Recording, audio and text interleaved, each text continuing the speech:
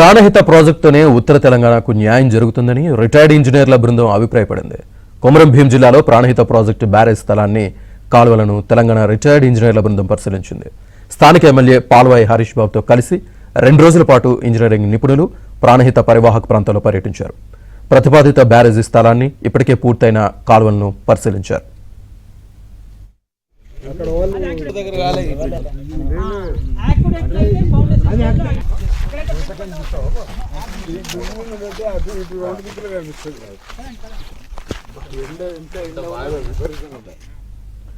కాళేశ్వరం ప్రాజెక్టులో భాగంగా నిర్మించిన మేడిగడ్డ ఆనకట్ట దెబ్బతిన్న నేపథ్యంలో ప్రత్యామ్నాయంగా తుమ్మిడిహెట్టి దగ్గర ప్రాణహిత నదిపై బ్యారేజ్ నిర్మించాలని రిటైర్డ్ ఇంజనీర్లు అభిప్రాయం వ్యక్తం చేశారు.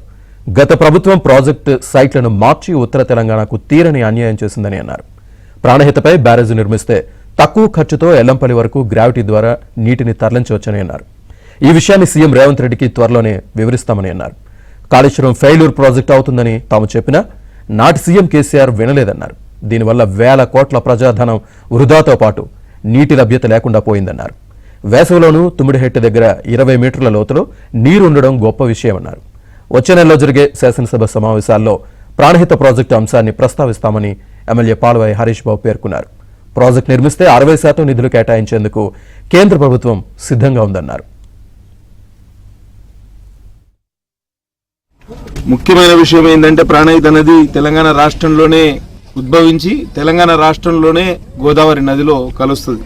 12 నదులకు పుష్కరాలు చేసుకుంటే అందులో కేవలం ప్రాణహిత మాత్రమే ఉపనది. ఏదైతే పుష్కర హోదా పొందిన ఉపనది కేవలం ప్రాణహిత నది మాత్రమే. కాబట్టి బ్రహ్మాండమైన నీటి వనరు.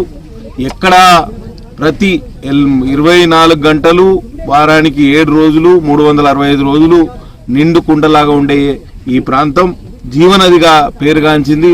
ఈ ప్రత్యేకించి ఉత్తర తెలంగాణలోని ఆదిలాబాదు, కరీంనగరు మరియు నిజామాబాదు ఈ ప్రాంతాలన్నీ సస్యశ్యామలం కావడానికి పెద్ద ఎత్తున దోహదపడుతుంది. తప్పకుండా ఈ బ్యారేజ్ నిర్మాణానికి పూనుకోవాలని నేను ప్రభుత్వాన్ని కోరుతున్నా. మేము ఇంజనీర్ల బృందం ఆధ్వర్యంలో ఉత్తమ్ కుమార్ రెడ్డి గారి అపాయింట్మెంట్ కూడా కోరుతాం. త్వరలోనే హైదరాబాద్లో వారికి ఈ మొత్తం విషయాల మీద ఒక ప్రెజెంటేషన్ ఇచ్చే ఏర్పాటు చేస్తాం.